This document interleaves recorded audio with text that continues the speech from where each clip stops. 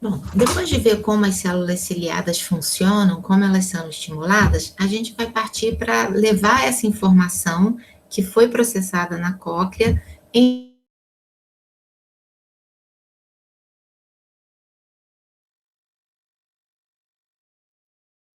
a gente chegar, levar as informações da cóclea até o córtex auditivo é o princípio fundamental da percepção. Então, o que a gente quer é que essas ondas sonoras que foram codificadas em potenciais de ação alcancem o córtex auditivo e nos permitam compreender aquilo que está acontecendo ao nosso redor. Então, a via auditiva é uma via com bastante paradas e ela é uma via muito bilateral. Então, desde o começo da via, os neurônios têm informações que chegam até esse ponto através dos dois ouvidos. Então, o nosso neurônio 1 está aqui no gânglio espiral. Então, o neurônio que está no gânglio espiral é o neurônio cujo prolongamento vai até a célula ciliada e recebe a informação dela.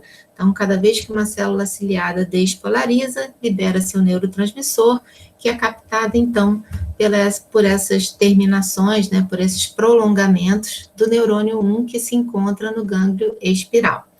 Por sua vez, o axônio desses neurônios é que vai formar a parte coclear do oitavo par craniano, que é o nervo vestíbulo coclear. Então, a gente está vendo o nosso neurônio 1 aqui, e o axônio dele, formando a parte coclear do nervo, atingindo a sua primeira sinapse. Então, a primeira sinapse da via, primeira ou segunda, né? Porque a primeira mesmo foi feita entre a célula ciliada e o neurônio cujo corpo está no gânglio espiral. Então, essa outra sinapse acontece entre o axônio do neurônio 1 e os neurônios que estão nos núcleos cocleares ventrais. Então, até aqui é ipsilateral. Então, a partir de uma orelha, transmite para o núcleo coclear ventral ipsilateralmente. A partir daqui, o núcleo coclear ventral, ele se projeta, né, os neurônios nesse núcleo, se projetam para as duas olivas superiores, ou seja, os neurônios da oliva superior, a partir daqui, elas estão sempre recebendo informações dos dois ouvidos. E isso se dá através dessa passagem para o outro lado, essa comunicação se chama corpo trapezoide.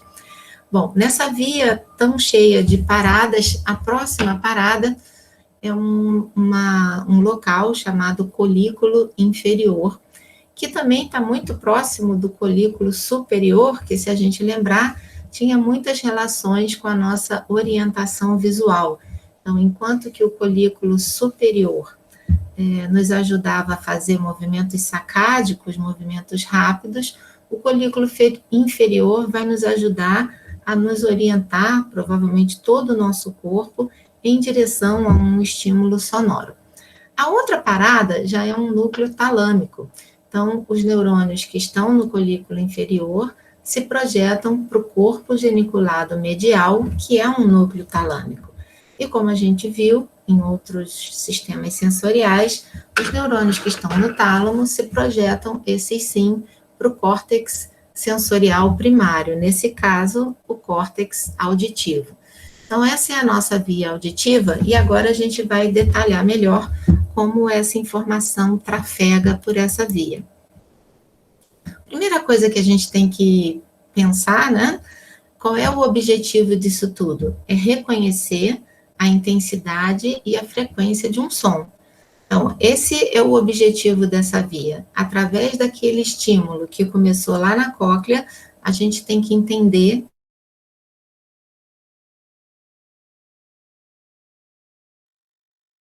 Então, essa via auditiva, a gente começa aqui pela célula ciliada e a sua sinapse com o neurônio 1, que está no gânglio espiral.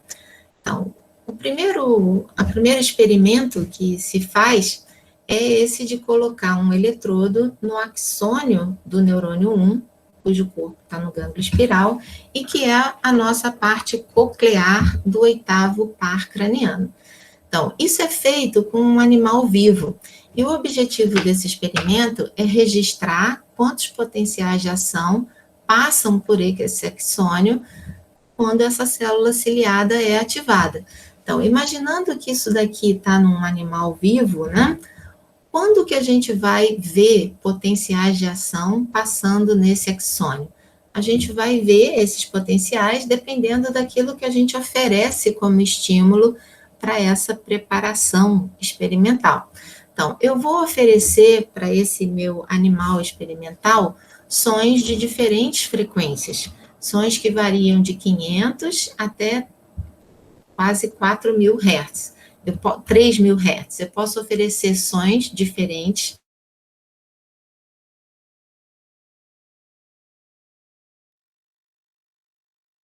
Então, como foi a resposta dessa célula em termos de quantidade de potenciais de ação, quando eu estou oferecendo sons de 500, 1.000, 1.500, 2.000 Hz? O que se observa é que a gente obtém uma curva que é tonalizada, né, que ela encontra seu pico máximo somente para uma frequência.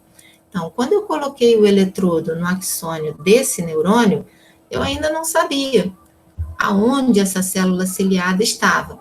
Como a gente viu, as células ciliadas, elas são todas iguais, mas depende de onde elas estão alocadas.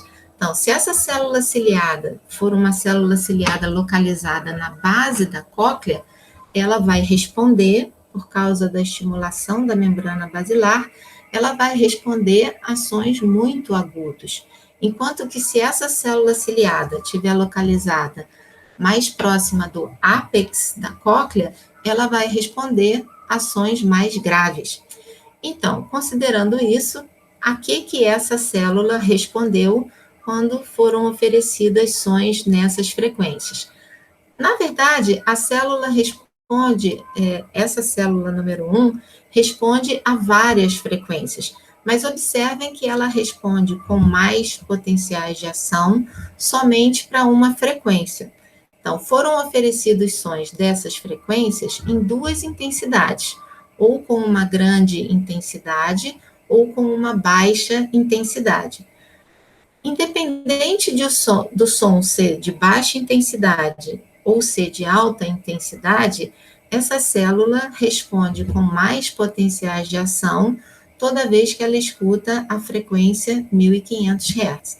Então, isso nos permite dizer que essa célula ciliada é uma célula ciliada sentada, localizada naquela posição da membrana ciliar e que, portanto, faz sinapse com o neurônio 1, que também pode ser chamado, a partir de agora, de um neurônio 1.500 Hz, porque ele prefere essa frequência. Então, como que a gente identifica a intensidade do som? A intensidade do som é dada por quanto mais potenciais de ação esse neurônio gera, e também por um código de população. Então, quanto mais intenso for um som, mais outros neurônios aqui do lado serão recrutados. E como a gente viu, de fato, cada neurônio, pode responder a uma faixa de frequências, mas ele só responde maximamente a uma única frequência, que nesse caso é a frequência 1.500 Hz. Bom, em relação à tonotopia, aqui a gente começa a tratar de como os indivíduos entendem a frequência da onda sonora. Então, a gente está vendo a cóclea nessa forma esquemática, a membrana basilar e 3 células ciliadas localizadas em pontos diferentes da membrana basilar. Então, essas células em locais diferentes, elas vão ser estimuladas aqui por uma frequência de 1 kHz, aqui por uma frequência de 4 kHz e aqui por uma frequência de 16 kHz. Então, o que essa imagem mostra é que os neurônios que estão no gânglio espiral, eles só fazem sinapse com a célula ciliada ou as células ciliadas de um pedaço muito restrito da membrana basilar. E com isso, eles conseguem manter essa diferença de frequências. Então, esse neurônio só será estimulado quando essa célula for estimulada. E essa célula ciliada só vai ser estimulada quando a cóclea perceber, quando a membrana basilar perceber um som na frequência de 1 kHz. O mesmo acontece para essa frequência e para essa frequência. Então, os neurônios 1, que estão no gânglio espiral, projetam seu axônio para o núcleo coclear. E aqui no núcleo coclear, a gente vai observar a mesma organização anatômica, preservando as relações anatômicas entre as células ciliadas que estavam lá na cóclea. Então, esse neurônio permanece com essa organização quando chega aqui no núcleo coclear, esse também e esse também. De tal forma que, ao longo de toda a via auditiva, a gente acaba formando vias específicas para a frequência. Isso pode ser... tem uma outra característica que nos ajuda a identificar a frequência, que é um fenômeno chamado sincronia de fase. Então, aqui nessa imagem, a gente está vendo a representação de uma onda sonora, e aqui a gente está vendo os disparos de um neurônio lá no núcleo coclear, por exemplo. Então, reparem que esse neurônio no núcleo coclear, ele está disparando sempre no mesmo lugar da onda sonora. Então, quando a onda sonora começa a descer, então aqui é o pico e aqui é o cavo, a parte mais funda, esse potencial de ação, ele acontece sempre nesse momento da onda sonora. Então, a gente diz que esses potenciais de ação, que esses neurônios, estão em fase com essa onda sonora.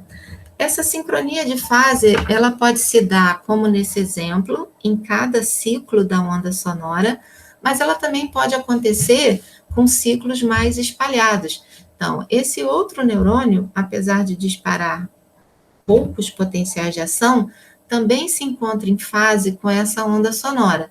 Então, aqui, esse potencial de ação coincide com esse e coincide com essa fase da onda sonora. E esse potencial de ação aqui também coincide com esse potencial de ação, que coincide com a mesma fase da onda sonora. Então, a sincronia de fase pode ser para todos os ciclos, ou a sincronia de fase pode ser para ciclos mais longos, não precisa ser em todo o ciclo, mas quando acontece, ela está acontecendo em intervalos regulares e sempre no mesmo momento da onda sonora.